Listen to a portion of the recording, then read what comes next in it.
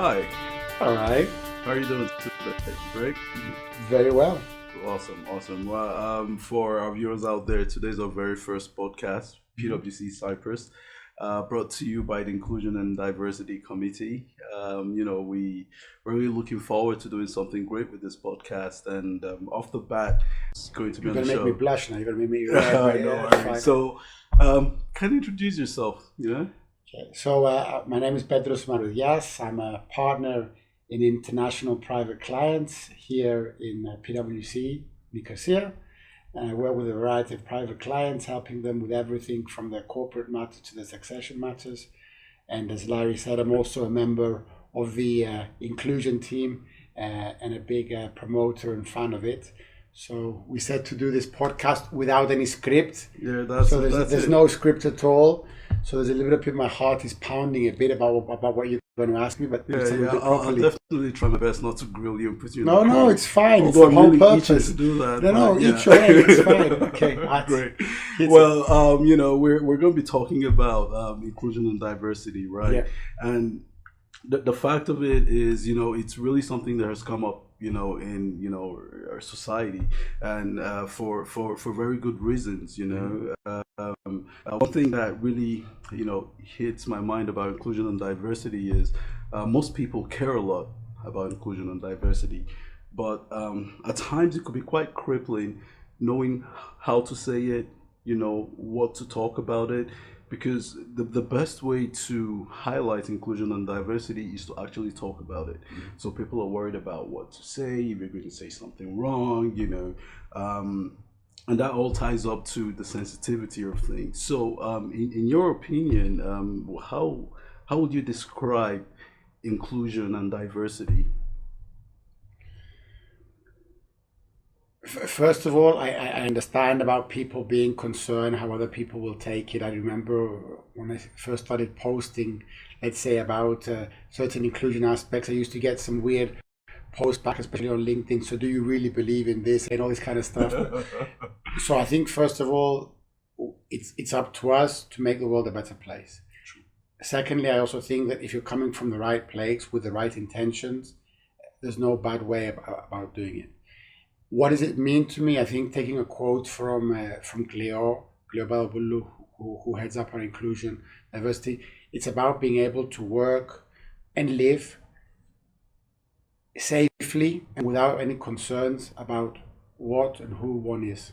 So Right. that in my mind is what inclusion and Yeah, diversity is. yeah, that really it In a does ring a simple bell. tone. It does ring a bell Right. because at the end, it's like you said, we really need to create an environment and foster one where people can really feel to be themselves, and be included in. Like I actually heard somewhere that diversity is basically counting heads, right? And inclusion is making those heads count. So, at the end, you don't just bring a bunch of people together, but it's also important to listen to, the different aspects of what they, have to say and their opinions. Well, that's a really good take. Another thing, I'm just going to go straight at the jugular. Now, you've had a very colorful life, I'd like to imagine, right? You're definitely not a dull guy. That being said, when you look back, in your life and what you've lived till now, um, do you have any moments that you regret, that you feel you could have done more for being more inclusive or more diverse in your actions? Do you have any regrets? If I could turn the question around, I will say that I have many very positive feelings and feeling proud about moments where I realized that I wasn't being inclusive and diverse. All right. So yes, definitely, there were times when I had bias and I was working with people. I didn't see their true potential because um, I I had a mini me in my mind. Somebody to be successful at PwC needs to be like this, or it needs to be like a mini me. Hmm. And suddenly, and credit to some of the team I work with and some of the managers, I think they will know who they are. The two or three managers I work with, um, and one of the ladies especially came up and said, I don't think you're actually seeing me or hearing me. Right. And I thought, my God. And when I realized that, and I began to actually listen and hear her, she's the most creative person I know. Brilliant. And with another person as well. So do I have a regret that I didn't remove my bias earlier? Not really, because I feel positive enough that I got there, that my journey has started. So it's not a regret. Yeah.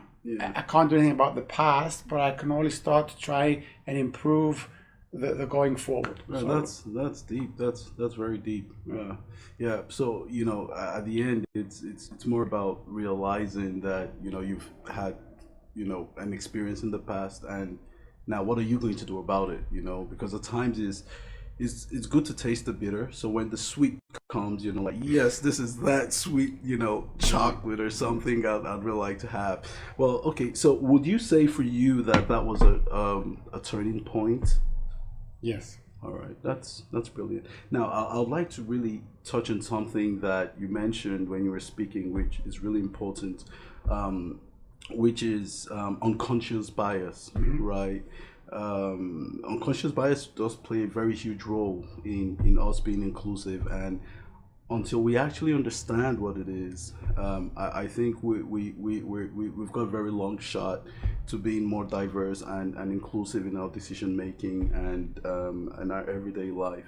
So how would you explain to our viewers what you understand by unconscious bias and the role it plays in how we live every day? I think the best description I saw was in one of our trainings.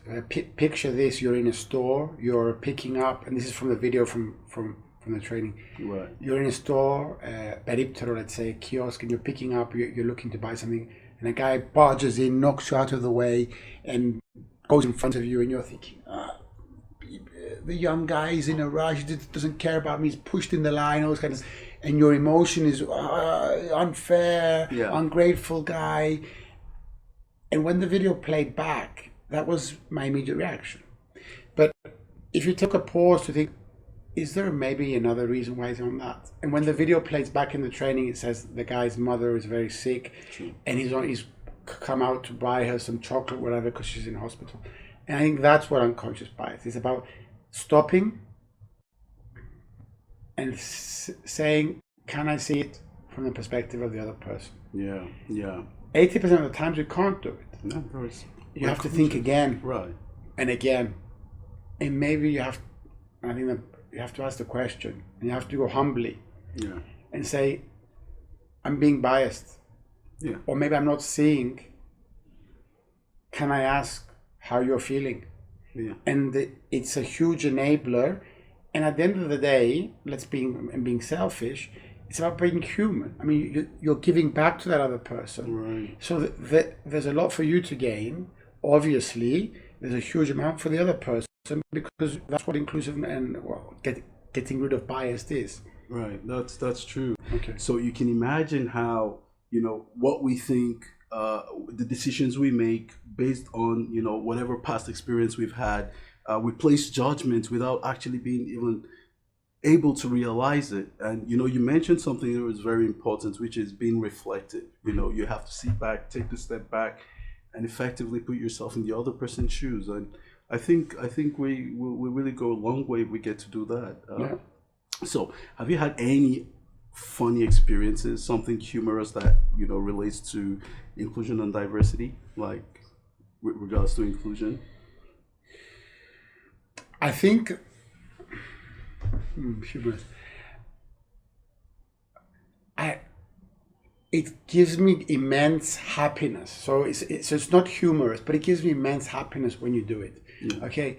Lots of my friends will often make fun of me, especially when we're out there drinking our beers or around the souvlas or whatever. And what happens if one of your kids was like this? And the thing, standing up for it, at the end of the day, it's immense happiness. The ultimate aim is to make this place a better place for our kids that will come and work here, and for them to be able to live in a safe and work in a safe environment that will bring out the most creative parts of them. Yes, true. whatever they are. So that's very thoughtful, and I'm really glad that at PwC we're really taking that step forward because, not to give a shout out or anything, but it's something we've really considered, and it's something we're really including in the way we work and the way we want to be perceived out there because. Obviously, inclusion and diversity is part of the new equation, and it plays a very big role in it. Now, having a look at how things are playing and how we as PwC are trying to bring out the concept and promote inclusion and diversity. What do you see in the larger society being the obstacles, if you will, with regards to inclusion and diversity? I think the first and foremost is each one of us having the courage to stand up for it. All right. All right. It's very easy in our society to not speak up so that you are not fingered or you're not singled out. Yeah. And I think it's that courage or that difficulty which holds us back. Because I cannot in my mind imagine that there's anything more human, more empathetic, or more inspiring than giving everybody the respect and time to be who they are and to be able to live their life. Because certainly there's nothing worse than not being able to live who you are and having to be locked up or hiding. Yeah, yeah. At the end of it, it's a huge present to humanity. So I think that fear is the biggest thing holding us back. All right, right. And you really mentioned a very key word at that point. You said courage. Somebody needs to stand up for something. Somebody needs to speak out and challenge wrong actions or things people say that might not be in line with what we think about with regards to inclusion and diversity. And I think another thing is we fail to be curious as we should be, right? Mm-hmm.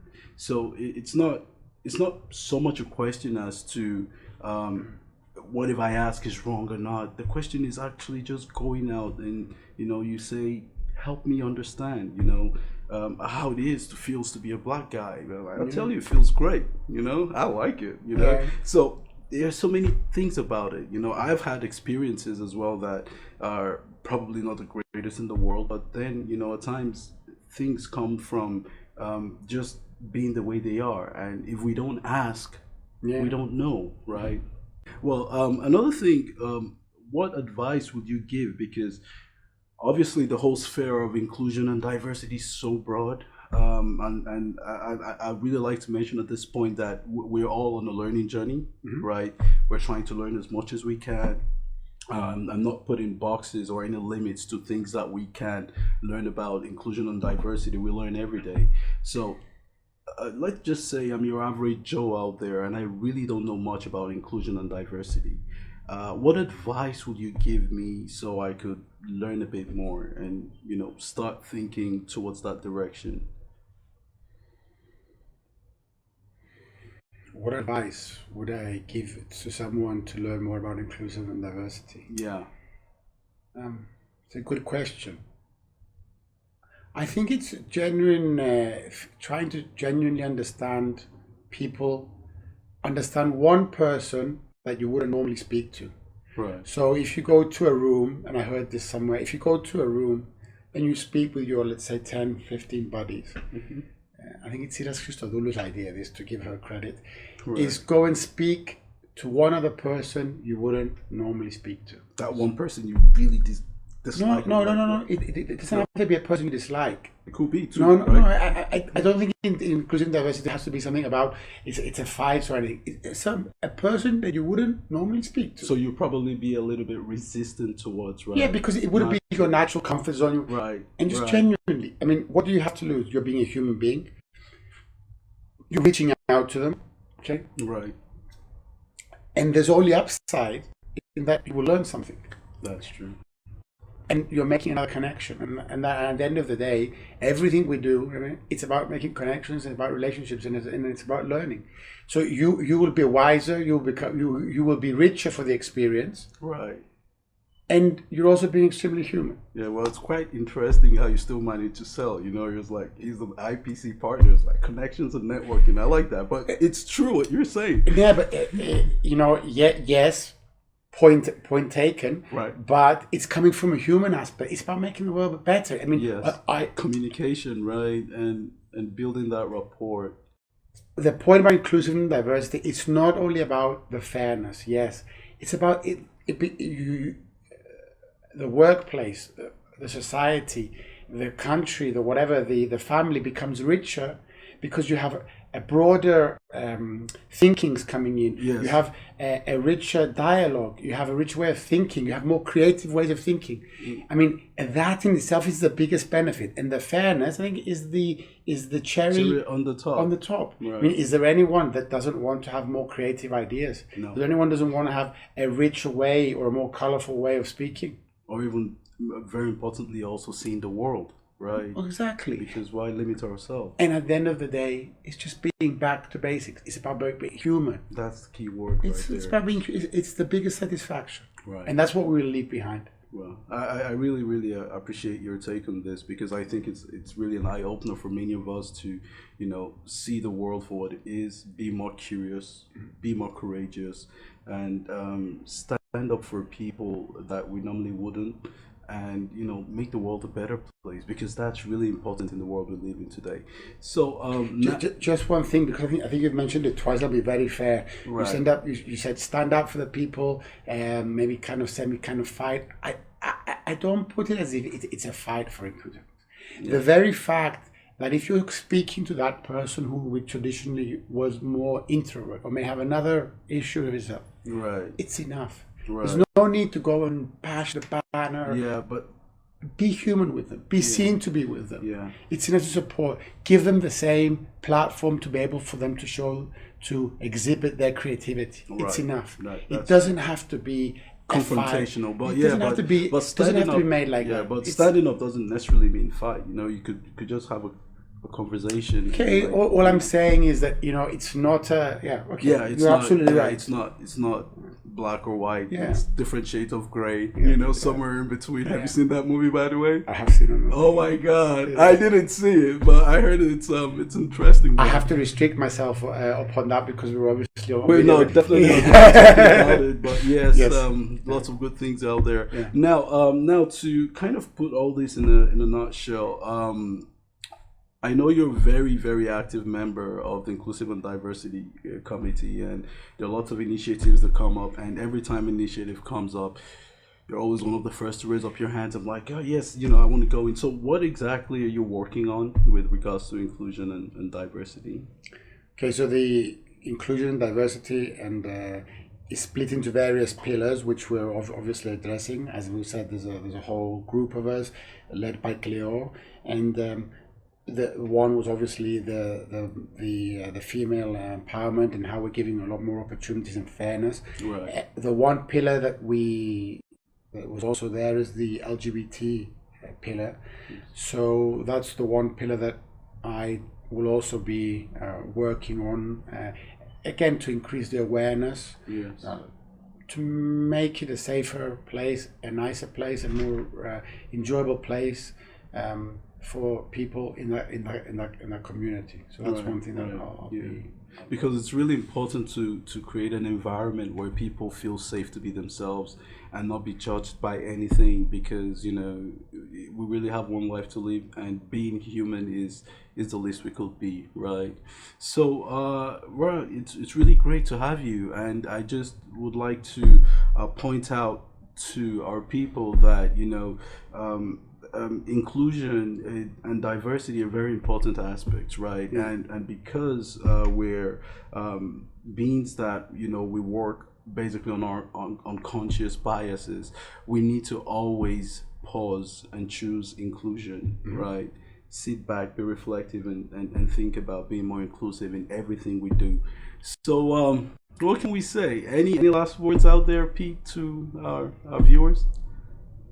I think we've said everything. It's not about being in fairness. It's about becoming richer, more colorful in the way we converse. speak to that one person you wouldn't usually speak to. You only have to gain. Right. True. And I think, you know, be human with them. That's great. Well, on that, I really thank you for being here today. I hope to see you again shortly soon. Thank you. That's really great, and we'll touch base again. Thank you. Thank you.